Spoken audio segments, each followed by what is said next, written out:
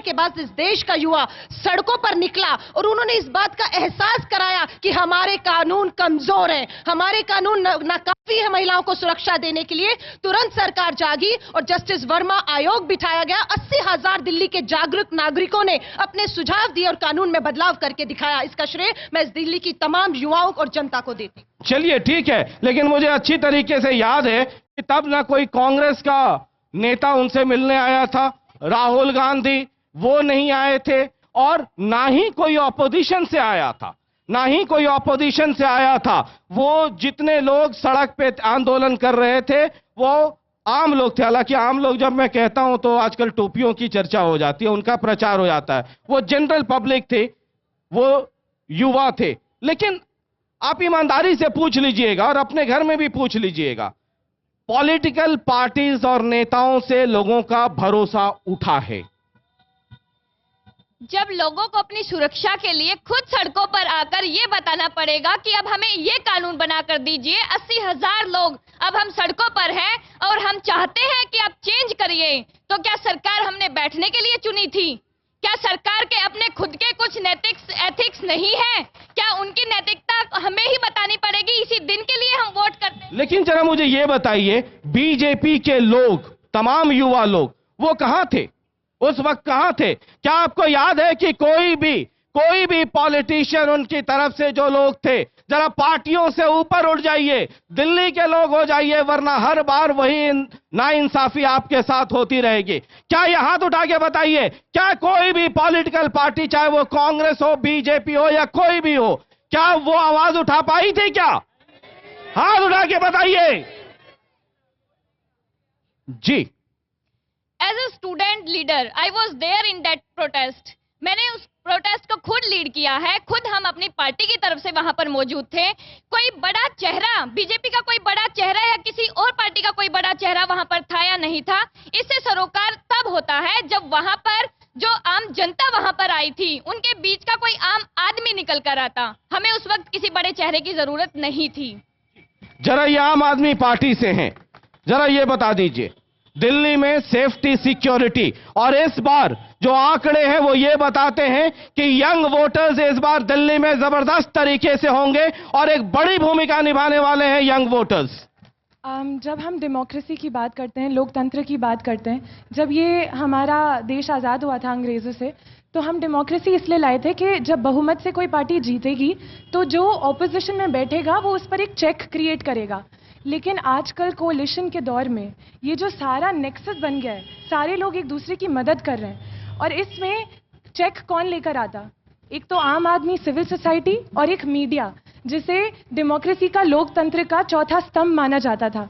माफ़ कीजिए, लेकिन आज मैं इन तीनों लोगों को, जो हमारी सरकार है, जो हमारे द्वारा चुनी गई है, जो ऑपोजिशन है जिसका कर्तव्य ये है कि अगर सरकार काम ना करे तो उंगली उठाए, और मीडिया भी, मैं ये नहीं कह रही कि सारे लोग बेईमान हैं, लेकिन सिस्टम इतना ज़्यादा करप्ट हो गया है कि ईमानदार लोगों का काम करना, जीना मुश्किल हो गया है। दुर्गा शक्ति नागपाल के साथ जो हुआ, यही हुआ।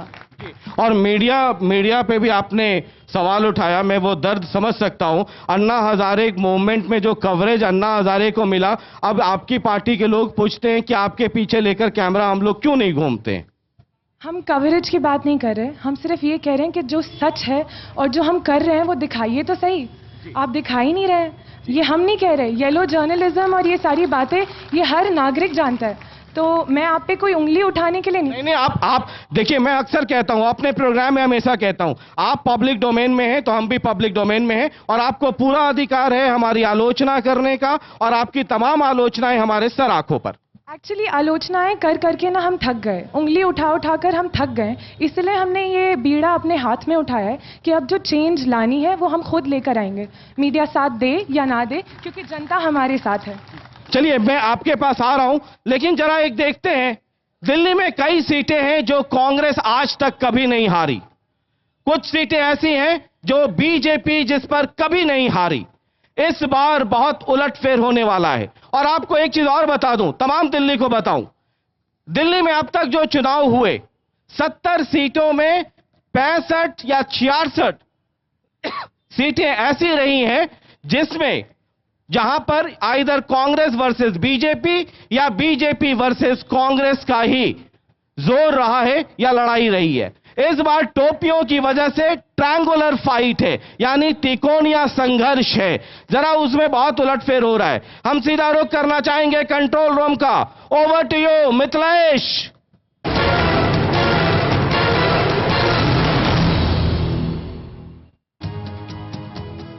जी बहुत बहुत शुक्रिया। इलेक्शन रूम में एक बार फिर से आप सभी का स्वागत है। और अब बात करते हैं कुछ दिलचस्प आंकड़ों की, यानी टोटल न्यूज के सर्वे की। क्या कहता है हमारा सर्वे? अगर अभी चुनाव हो दिल्ली विधानसभा चुनाव के, तो हमारा सर्वे क्या कहता है? सबसे पहले बात करते हैं यहां पे परंपरागत सीटों की, यानी वो परंपरागत सीटें जिन पर पार्टियों का होल्ड रहता है। और ये है कांग्रेस की परंपरागत सीटें। 1993 से लेकर 2008 तक 7 सीटें ऐसी हैं जहां कांग्रेस का जबरदस्त होल्ड है। कांग्रेस को वहां किसी ने भी मात नहीं दी है। लेकिन इस बार अगर चुनाव होते हैं, टोटल टीवी के सर्वे के मुताबिक कांग्रेस को उन 7 सीटों में से केवल 3 सीटें मिलती दिख रही हैं। एक जबरदस्त नुकसान। अब जो बाकी 4 सीटें हैं वो कौन ले जा रही है कांग्रेस से? अगर अभी चुनाव होते हैं तो 2 सीटें ऐसी हैं जिनमें परंपरागत सीटें जो कांग्रेस की हैं उन पर बीजेपी का कब्जा होता दिख रहा है। और साथ ही साथ आम आदमी पार्टी भी 2 सीटों पर, कांग्रेस की 2 परंपरागत सीटों पर कब्जा करती दिखाई दे रही है। तो यह कहानी है कांग्रेस की परंपरागत सीटों की। 7 सीटों में से केवल 3 सीटें ही कांग्रेस के हाथ में आ रही हैं। और अब यह आंकड़ा है बीजेपी का, भारतीय जनता पार्टी का।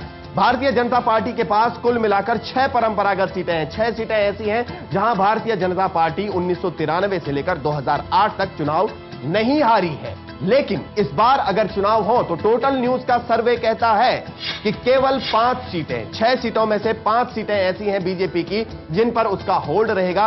और एक जो सीट है वो कांग्रेस के खाते में जाती दिख रही है अगर अभी चुनाव होते हैं। तो यह पूरी कहानी है परंपरागत सीटों की। और टोटल न्यूज का सर्वे यह कहता है कि परंपरागत सीटों पर दोनों ही पार्टियों को नुकसान हो रहा है। बीजेपी को 1 सीट का, जबकि कांग्रेस को 4 सीटों का जबरदस्त नुकसान होता दिख रहा है।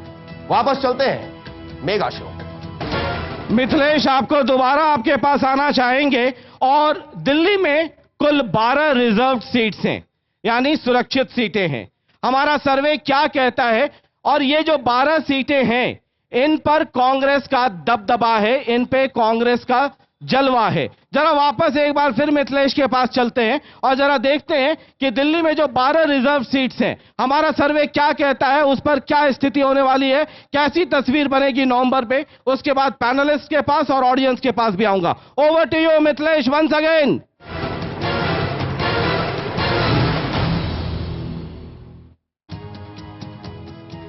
जी बहुत बहुत शुक्रिया। इलेक्शन रूम में एक बार फिर से आप सभी का स्वागत है, जहां हम कुछ दिलचस्प आंकड़े दिल्ली विधानसभा चुनाव के लेकर आपके सामने मौजूद हैं। और अब बात करते हैं सुरक्षित सीटों की। पिछले क्या आंकड़े रहे हैं सुरक्षित सीटों के 1993 से 2008 तक, और अब टोटल न्यूज का सर्वे क्या कहता है वो सब आपको बताएंगे। लेकिन ये देखिए, ये सबसे पहले 1993 की कहानी आपके सामने हम रख रहे हैं। कुल मिलाकर 13 सुरक्षित सीटें दिल्ली विधानसभा चुनाव में, जिनमें 5 में कांग्रेस का कब्जा है और साथ ही साथ 8 सीटों पर बीजेपी का कब्जा। बीजेपी ने 1993 में जबरदस्त जीत हासिल की थी। तो ये 1993 की कहानी है। आगे बढ़ते हैं, 1998 के आंकड़े भी आपको दिखाते हैं। बीजेपी को कोई भी सीट हासिल नहीं हुई उन 13 सीटों में से। 13 सुरक्षित सीटें हैं, उनमें से बीजेपी को कोई भी सीट हासिल नहीं हुई और वो सारी की सारी सीटें गई हैं कांग्रेस के खाते में। और याद रहे 1998 में कांग्रेस की सत्ता दिल्ली में आई थी। तो ये है 1998 के आंकड़े। आगे बढ़ते हैं, 2003 की बात करते हैं। 2003 के आंकड़े ये रहे। कुल मिलाकर 13 सुरक्षित सीटें हैं। दिल्ली विधानसभा जो चुनाव होते हैं उनमें कुल मिलाकर 13 सीटें हैं। और कांग्रेस के पास आई 2003 में 11 सीटें, यानी 2 सीटों का नुकसान होता दिखा कांग्रेस को पिछले चुनाव के मुकाबले, यानी 1998 के मुकाबले। और वो 2 सीटें आई बीजेपी के हाथ में। तो ये कहानी है 2003 की। आगे बढ़ते हैं, 2008 की बात करते हैं। ये परिसीमन के बाद की कहानी है। यहां पे कुल सुरक्षित सीटें हो गई थी 2012-2008 तक आते आते। यहां पे कांग्रेस को फिर से नुकसान हुआ। कांग्रेस के खाते में आई 9 सीटें, बीजेपी वही इक्वल रही पिछले चुनाव के मुकाबले, यानी 2 सीटें बीजेपी के हाथ में रही। लेकिन जो बाकी दल थे, बाकी दलों के हाथ में 1 सुरक्षित सीट आ चुकी थी। तो यह है 2008 तक की कहानी। और अब आपको दिखाते हैं टोटल न्यूज का सर्वे क्या कहता है कि अगर अभी चुनाव हो। तो यह है कहानी टोटल न्यूज के सर्वे की। टोटल न्यूज का सर्वे कहता है कि अगर अभी चुनाव होते हैं तो कांग्रेस के पास सुरक्षित सीटों में से केवल 3 सुरक्षित सीटें आएंगी, भारतीय जनता पार्टी के पास 5 सुरक्षित सीटें आएंगी, और ये आम आदमी पार्टी बहुत जबरदस्त होड़ दिखता नजर आ रहा है सुरक्षित सीटों में। 4 सीटें आम आदमी पार्टी के पास आती दिख रही हैं अगर अभी चुनाव होता है। दिल्ली विधानसभा चुनाव की हम बात कर रहे हैं, यानी सीधा सीधा नुकसान हो रहा है कांग्रेस को और बीजेपी को फायदा होता दिख रहा है, साथ ही साथ आम आदमी पार्टी को एक अच्छा फायदा, एक अच्छा मुनाफा होता दिख रहा है। तो यह कहानी है सुरक्षित सीटों की। वापस चलते हैं मेगा शो। बहुत बहुत शुक्रिया मिथिलेश। और जरा ये समझने की कोशिश करें और उसके बाद हम पैनलिस्ट के पास आएंगे। ये जो नफा नुकसान हो रहा है, जरा मुझे ये बताइए, ये आम आदमी पार्टी की वजह से कांग्रेस को नुकसान हो रहा है या रिजर्व सीट पर क्या सही में बीजेपी बेहतर परफॉर्म कर रही है? नहीं, ये आम आदमी पार्टी जो आई है ये अभी कुछ दिनों से आई है। लोगों का थोड़ा यंग ब्लड का जो है झुकाव उधर हो रहा है। नुकसान कांग्रेस का ऑलरेडी, इसको टोटली नुकसान कांग्रेस का है, बीजेपी को फायदा मिल रहा है। जी, बीजेपी को फायदा मिल रहा है, आप कहना चाहते हैं? जी मैं ये बोलना चाहूंगा, इसमें आम आदमी पार्टी की वजह से कुछ नहीं हो रहा है। ये हमारे आज की जो जनता है वो एकदम जागरूक होकर बिल्कुल जो सच है और जो आजकल होना चाहिए वो लाना चाहती है। ये जनता का है, ये आम आदमी पार्टी का असर नहीं, जनता का असर है। चलिए ठीक है, ठीक है। एक जी मैं कहना चाहूंगा जी, ये जो है ना भाजपा और कांग्रेस से पब्लिक बहुत दुखी हो गई है। अब हम तीसरी पार्टी को देखना चाहते हैं क्या करना चाहती है, कुछ कर भी पाएगी या नहीं, या इनसे कुछ सबक लेगी। अगर ये सबक लेगी तो हो सकता है ये हमारे को कुछ भला कर सकते पब्लिक का। चलिए ठीक है। ये नुकसान किसका है?